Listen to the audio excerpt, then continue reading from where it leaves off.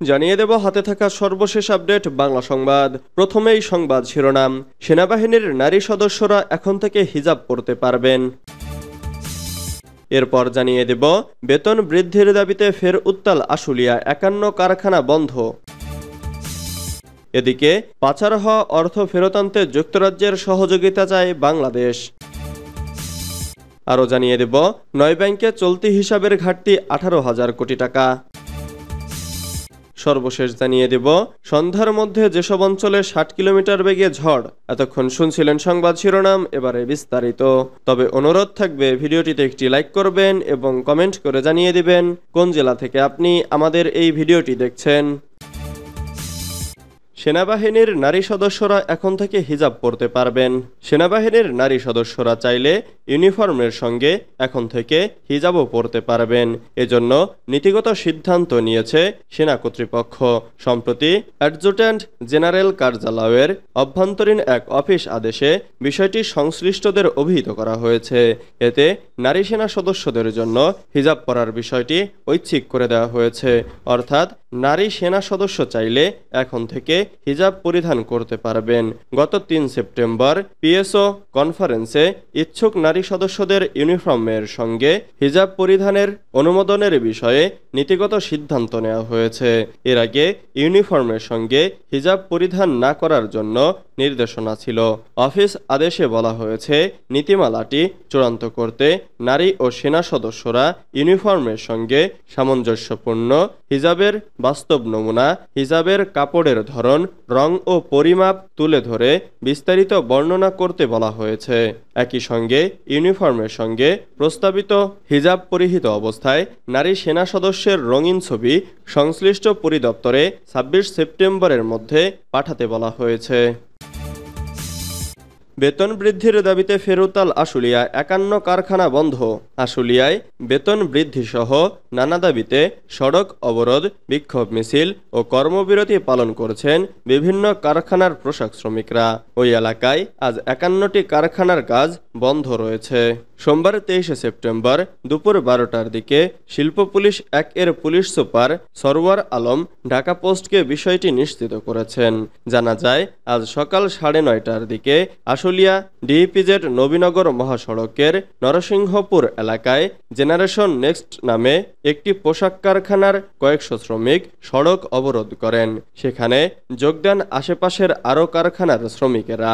এদিকে হামিম, শারমিন, নাসা ও আল মুসলিম সহ ৪৩টি পোশাক কারখানা অনির্দিষ্টকালের জন্য বন্ধ ঘোষণা করেছে কর্তৃপক্ষ। ৮টি পোশাক কারখানায় শ্রমিকরা কাজে যোগ দিলেও পরে কারখানাগুলোতে আজকের জন্য সাধারণ ছুটি ঘোষণা করা হয়।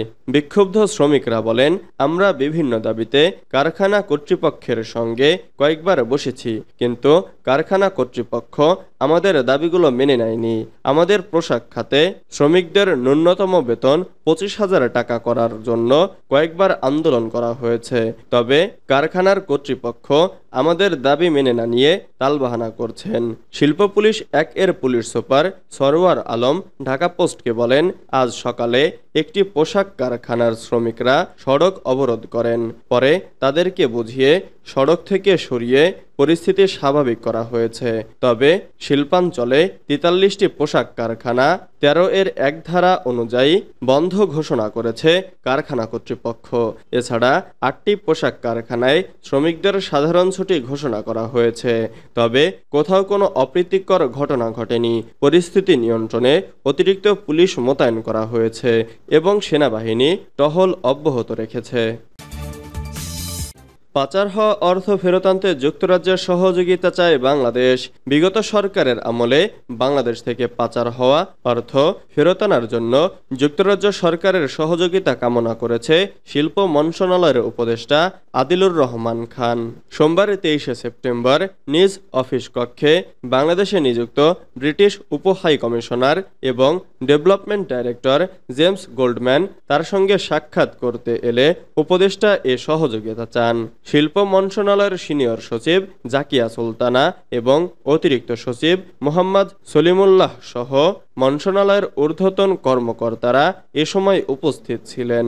সাক্ষাৎকালে শিল্প উপদেষ্টা জানান, ব্রিটেন দীর্ঘদিন ধরে বাংলাদেশের বিশ্বস্ত উন্নয়ন সহযোগী। ইউরোপীয় ইউনিয়নের দেশগুলোর মধ্যে ব্রিটেন বাংলাদেশকে প্রথম স্বীকৃতি প্রদান করে। বাণিজ্য ও বিনিয়োগের ক্ষেত্রে দুদেশের মধ্যে চমৎকার দ্বিপাক্ষিক সম্পর্ক রয়েছে। একসঙ্গে কাজ করার মাধ্যমে এ দ্বিপাক্ষিক সম্পর্ক আরও উচ্চতর পর্যায়ে নেওয়া সম্ভব। শিল্প উপদেষ্টা বিগত সরকারের আমলে বাংলাদেশ থেকে পাচার হওয়া অর্থ ফেরত আনার জন্য যুক্তরাজ্য সরকারের সহযোগিতা কামনা করেন। এ বিষয়ে শিল্প মন্ত্রণালয়ের সিনিয়র সচিব জানান, বাংলাদেশ এবং গ্রেট ব্রিটেনের মধ্যে ১৯ জুন ১৯৮০ সালে একটি দ্বিপাক্ষিক পুঁজি বিনিয়োগ ও সুরক্ষা চুক্তি স্বাক্ষরিত হয়। এ চুক্তির মাধ্যমে দুই দেশের সরাসরি বৈদেশিক বিনিয়োগ সুরক্ষা নিশ্চিত করা হয়েছে। চুক্তিটি হালনাগাদ করার অভিপ্রায় ব্যক্ত করে বাংলাদেশ। সিনিয়র সচিব চামড়া, চিনি, জাহাজ, পুনঃপ্রক্রিয়াকরণ, সার, সিমেন্ট, টেক্সটাইল, ফার্মাসিউটিক্যাল, পরিবেশ ও জলবায়ু সংশ্লিষ্ট প্রকল্প এবং অন্যান্য উপযুক্ত সেক্টরে যুক্তরাজ্যকে আরও বিনিয়োগের জন্য অনুরোধ করেন। ৯ ব্যাংকে চলতি হিসাবের ঘাটতি ১৮,০০০ কোটি টাকা। বেসরকারি খাতের ৯টি বাণিজ্যিক ব্যাংকের চলতি হিসাবের ঘাটতি ১৮,০০০ কোটি টাকা ছাড়িয়েছে বলে জানিয়েছে বাংলাদেশ ব্যাংক। সোমবার ২৩ সেপ্টেম্বর বাংলাদেশ ব্যাংকের নির্বাহী পরিচালক ও মুখপাত্র হোসেন আরা শিখা এ তথ্য নিশ্চিত করেন। তিনি আরও বলেন, হিসাবটি প্রতিদিনই পরিবর্তন হচ্ছে, তাই ব্যাংকভিত্তিক তথ্য দেওয়া সম্ভব নয়। তবে এসব ব্যাংকের সমন্বিত ঘাটতি প্রায় ১৮,০০০ কোটি টাকার মতো। এর মধ্যে রয়েছে ন্যাশনাল ব্যাংক, ফার্স্ট সিকিউরিটি ইসলামী ব্যাংক, সোশ্যাল ইসলামী bank, union bank, commerce bank, Exim bank, ইসলামী ব্যাংক, পদ্মা ব্যাংক, আইসিবি ইসলামী ব্যাংক। এর মধ্যে ৫টি ব্যাংক তারল্য সংকট কাটাতে বাংলাদেশ ব্যাংকের গ্যারান্টি চুক্তি সম্পন্ন করেছে।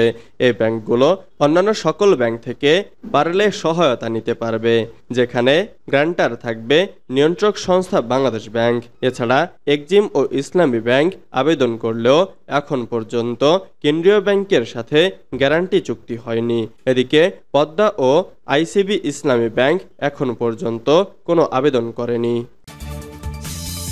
সন্ধ্যার মধ্যে যেসব অঞ্চলে ৬০ কিলোমিটার বেগে ঝড়, দেশের ৯ অঞ্চলের ওপর দিয়ে ঘন্টায় সর্বোচ্চ ৬০ কিলোমিটার বেগে ঝড় ও বজ্রসহ বৃষ্টি হতে পারে বলে আশঙ্কা করেছে আবহাওয়া অধিদপ্তর। সেই সঙ্গে এসব অঞ্চলের নদীবন্দরগুলোকে ১ নম্বর সতর্ক সংকেত দেখাতে বলা হয়েছে। সোমবার ২৩ সেপ্টেম্বর সন্ধ্যা ৬টা পর্যন্ত দেশের অভ্যন্তরীণ নদীবন্দরগুলোর জন্য দেওয়া এক সতর্কবার্তায় এ তথ্য জানানো হয়েছে। আবহাওয়াবিদ মোহাম্মদ ওমর ফারুক স্বাক্ষরিত বিজ্ঞপ্তিতে বলা হয়, ফরিদপুর, যশোর, খুলনা, বরিশাল, পটুয়াখালী, কুমিল্লা, নোয়াখালী, চট্টগ্রাম এবং কক্সবাজার জেলার ওপর দিয়ে দক্ষিণ অথবা দক্ষিণ পূর্ব দিক থেকে ঘন্টায় ৪৫ থেকে ৬০ কিলোমিটার বেগে অস্থায়ীভাবে দমকা অথবা ঝোড়ো হাওয়া বয়ে যেতে পারে।